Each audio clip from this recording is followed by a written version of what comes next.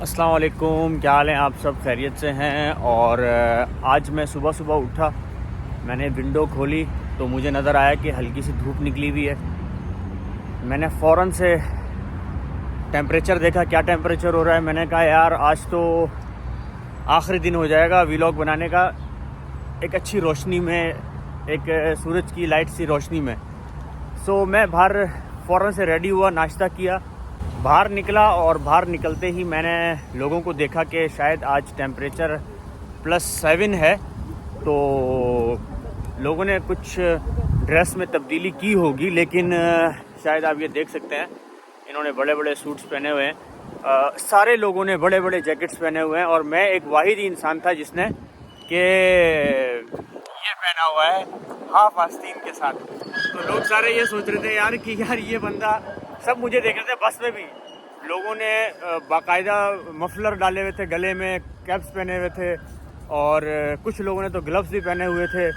तो वो यही देख रहे थे मुझे कि यार ये इसको सर्दी नहीं लग रही है, क्या है ये।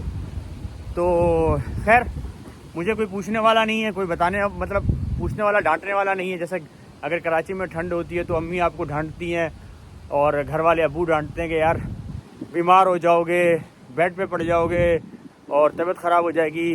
तो ख्याल रखते हैं, माँ बाप होते हैं, गुस्सा करते हैं, डांटते हैं। लेकिन यहाँ पर इस तरह मुझे डांटने वाला कोई नहीं है। तो बस मैं निकला। और क्योंकि मेरे पास जो दूसरी है, मेरे पास एक जैकेट, एक तो ये है और दो और हैं। तो एक है वो थोड़ी सी लाइट सी सर्दी के लिए, लाइक टेम्परेचर अगर +15 है तो उस वक्त के लिए है, लेकिन उसके बाद के लिए वो करामत नहीं है। उसके बाद मैं ये पहन लेता हूँ, फुल आस्तीन का, कोई अपर हो, कोई अपर टाइप हो आपके पास, उसके साथ आप पहन सकते हैं फुल आस्तीन के साथ ये जैकेट। और उसके बाद जब टेम्परेचर 15 या 12 से गुज़र जाए और नीचे की तरफ जाना शुरू हो जाए, +10, 7, 5, 0, 1 वटेवर या माइनस, तो उसके लिए फिर आप पहनते हैं लॉन्ग जैकेट्स और बड़ी जैकेट्स। सो लॉन्ग और बड़ी जैकेट मेरे पास थी, लेकिन यार वो जब मैंने ख़रीदी थी उस पर लिखा हुआ था -15, -12, उसके बाद वो काम आती है। तो अब मैंने जब उसे पहना तो मुझे बहुत ज़्यादा गर्मी लगने लग गई।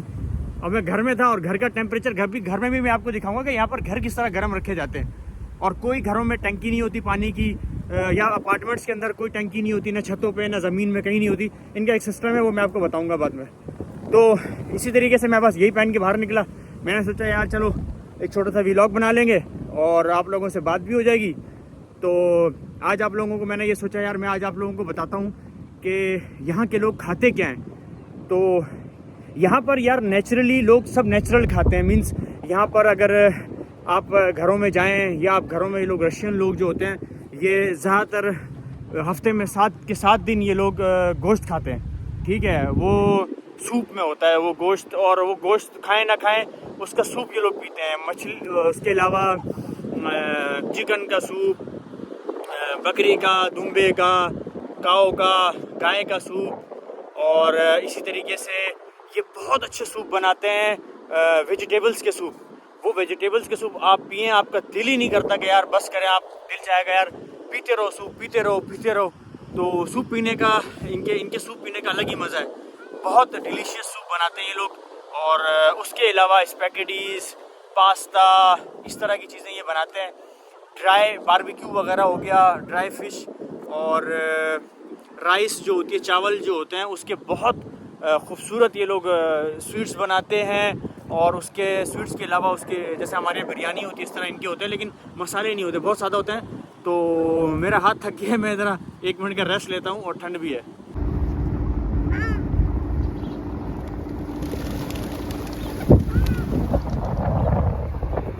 अच्छा तो दोस्तों, मेरा ये हाथ मैंने चेंज कर लिया है, अब लेफ़्ट हैंड पे ले लिया है मोबाइल को। तो मैं बता ही रहा था कि ये लोग सूप और वेजिटेबल के सूप पीते हैं और उनके अंदर कोई मसाला नहीं होता, कुछ भी नहीं होता है, और बहुत नेचुरली और बहुत ज़बरदस्त किस्म के सूप होते हैं इन लोगों के। आप जब पियेंगे तो आपको पता चल जाएगा।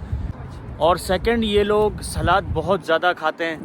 ठीक है, और सलाद इनके मतलब हर डिश के साथ ये लोग सलाद खाते हैं। सुबह नाश्ते के साथ सलाद, दोपहर में, रात में सलाद तो बिल्कुल मस्ट है सलाद। और बहुत ज़बरदस्त किस्म की सलाद बनाते हैं ये लोग।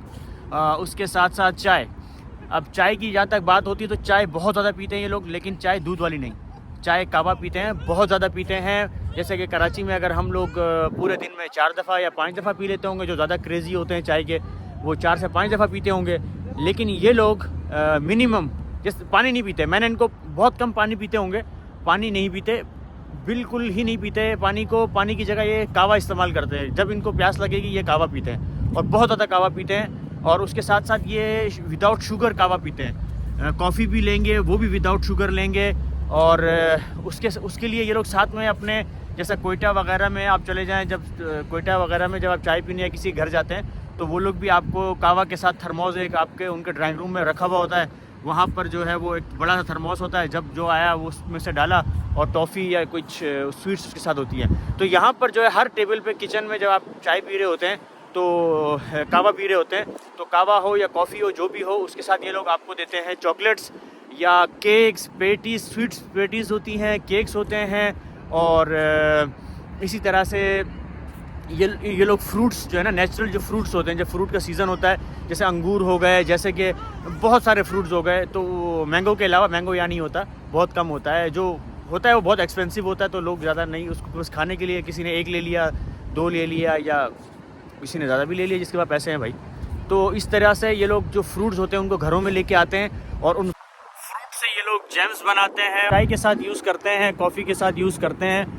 और मिल्क वाली भी ये लोग चाय बनाते हैं, लेकिन वो इस तरह की चाय होती है कि गर्म पानी किया और गर्म पानी के अंदर हल्का सा दूध डाला, और उसे ये लोग जो है वो चॉकलेट्स या फिर जिस तरह इन्होंने फ्रूट्स के जो है वो जैम्स बनाए हुए होते हैं, तो डिफरेंट फ्रूट्स के, बहुत सारे फ्रूट्स के, ब्लैक अंगूर, वाइट अंगूर और बहुत सारे और भी फ्रूट्स हैं, तो उन सारे फ्रूट्स के इन लोगों ने डिफरेंट जैम्स बनाए हुए होते हैं। वो फ्रीज़र में रखे हुए होते हैं, उसको पूरा साल यूज़ करते हैं जब तक बर्फ़ है, ठंड है, क्योंकि बहुत ज़्यादा एक्सपेंसिव होता है जब यहाँ पर बर्फ़ होती है, तो ज़ाहिर सी बात है सब्ज़ियाँ भी बहुत महंगी हो जाती हैं, फ्रूट्स भी बहुत महंगे हो जाते हैं। तो इस वजह से जो है वो सारा कुछ यहाँ पर आउट ऑफ कंट्री, दूसरे नेबर कंट्रीज़ से आ रहा होता है यहाँ पर फ्रूट और सब्ज़ियाँ, तो हर चीज़ महंगी हो जाती है। तो इसलिए ये लोग जब सर्दियाँ या बर्फ़बारी का मौसम, अभी जैसे कि अभी बस 5-10 दिन की बात है, बर्फ़बारी शुरू हो जाएगी, तो जैसे ये बर्फ़बारी का सीज़न होता है तो उसमें ये लोग फ़ौरन ये सारी चीज़ों की आहिस्ता आहिस्ता तैयारी कर रहे होते हैं। बहुत सारे लोग कर रहे होते हैं, मेजॉरिटी लोग कर रहे होते हैं। और शहर के अंदर तो नहीं करते, जैसे कि ये शहर है, इसके अंदर जैम्स बना लेंगे मार्केट से फ्रूट ख़रीद के बस। लेकिन जो घर होते हैं या फिर शहर से बाहर हैं, उन लोगों को जिनके घर हैं, उनको घर के साथ बहुत, जहाँ पर जैसे कि छोटे छोटे घर का कॉन्सेप्ट नहीं है, अपार्टमेंट्स जो है वो शहरों में होते हैं, और घर जो है वो शहरों से बाहर होते हैं। तो जो घर होते हैं वो घर आपको मिनिमम भी 1000 गज के ऊपर एक घर होता है, तो उसके अंदर आपने घर बनाया होता है, आगे सेंटर में लोगों ने घर बनाया होता है, फ्रंट पे उसके लिए कारपोश बनाया हुआ होता है, वो भी कवर्ड होता है, और उसके साथ उसके बैक पे जो है ना फ्रूट लगाएं आप, सब्जियां या जो आप चाहें आप उसके अंदर लगाएं, तो लोगों ने लगाया हुआ होता है। और यार वो हाथ दोबारा मेरा थक गया था, और सर्दी की वजह से बहुत देर तक सीधा रखना वो मुश्किल हो जाता है। तो मैं ये बता रहा था कि जो घर होते हैं वो इस तरह इन्होंने घर में सब्जियां लगाई हुई होती हैं और फ्रूट्स लगाए हुए होते हैं, फिर उसमें से वो लोग बहुत ज़्यादा जो है वो जैम्स बनाते हैं, या फिर उन फ्रूट्स वगैरह को उन्होंने अंडर कवर ज़मीन के अंदर भी इन्होंने गोदाम बनाए हुए होते हैं, तो उन गोदाम के अंदर सब्जियां और फ्रूट्स आप रख दें वो ख़राब नहीं होते। तो इस तरह का सीन है यहाँ पर।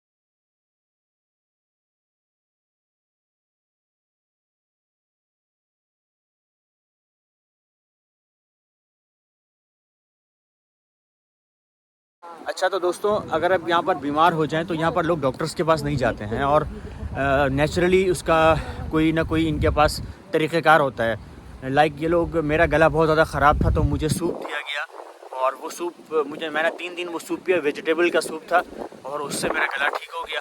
तो उसके अलावा जो यहाँ पर मेडिसन्स वगैरह लोग यूज़ नहीं करते, मेडिसन्स की जगह यहाँ पर स्प्रे आते हैं, लाइक स्प्रे पम्प्स आते हैं, गले में थोड़ा सा उसके साथ एक स्ट्रॉ भी होता है, अंदर थोड़ा सा जाए आपने किया और वो ऑलरेडी अंदर इनहेल हो जाता है।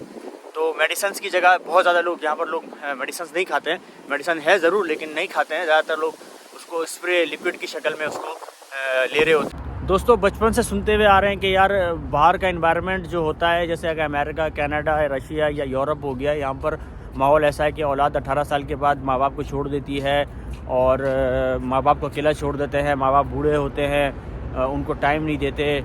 ये सारी चीज़ें, इसमें बहुत सारी चीज़ें पॉजिटिव भी हैं, बहुत सारी चीज़ें नेगेटिव भी है। पॉजिटिव इस सेंस में है कि यहाँ माँ बाप 18 साल का जब बच्चा हो जाए तो उसको वैसे ही निकाल देते हैं और उसे कहते हैं भाई अलग रह लो, क्योंकि उसको पासपोर्ट भी बन जाता है। अब वो जो बच्चा होता है वो बैंक से अपने लिए अपार्टमेंट भी ले सकता है और माँ बाप उसको सपोर्ट भी कर रहे होते हैं। लेकिन मेजॉरिटी माँ बाप यही चाहते हैं कि हमारी प्राइवेसी ख़राब हो रही है, बच्चा बड़ा हो गया है तो अब इससे चाहिए कि अलग रह ले, तो बच्चे ज़्यादातर अलग ही रह रहे होते हैं। और मैंने यहाँ पर ज़्यादातर यही देखा है कि 15-16 साल के बाद जब वो कॉलेज में चले जाते हैं तो कॉलेज लाइफ में ही वो अलग रह रहे होते हैं, माँ बाप से, माँ बाप के साथ नहीं रहते। वो उनको भी अपनी एक प्राइवेसी चाहिए होती है। वो प्राइवेसी क्यों चाहिए होती है, ये सारी डिटेल्स मैं आपको एक नेक्स्ट व्लॉग में बताऊँगा। और कितनी फैसिलिटीज़ हैं माँ बाप को 60 साल की उम्र के बाद, कितनी फैसिलिटीज़ उनको मिलती हैं। एक नेशनल्स को, यहाँ का जो रशियन नेशनल हो जाता है उसको कितनी ज़्यादा फैसिलिटीज़ होती हैं। और एक मियाँ जो कपल होता है, मियाँ बीवी, यहाँ पर तो शादी नहीं होती, शादी के बगैर ही बच्चे ज़्यादातर पैदा होते हैं, तो उस औरत को और उस बच्चे को कितने फ़ायदे मिलते हैं गवर्नमेंट की तरफ से, कितनी फैसिलिटीज़ मिलती है। और मेडिकल्स की क्या सहूलियात हैं, स्कूल कॉलेजेस वगैरह की फ़ीस या कितनी फ़्री होती है, किसको कितनी फ्री होती है। तो ये सारी डिटेल्स और भी बहुत कुछ मैं आपको इंशाल्लाह नेक्स्ट व्लॉग में आपके साथ हाजिर हूँगा और आप लोगों को इंशाल्लाह तमाम डिटेल्स बताऊँगा। इस वक्त तक के लिए मुझे इजाज़त दीजिए, अपने भाई को इजाज़त दीजिए। अस्सलाम वालेकुम, अल्लाह हाफ़िज़।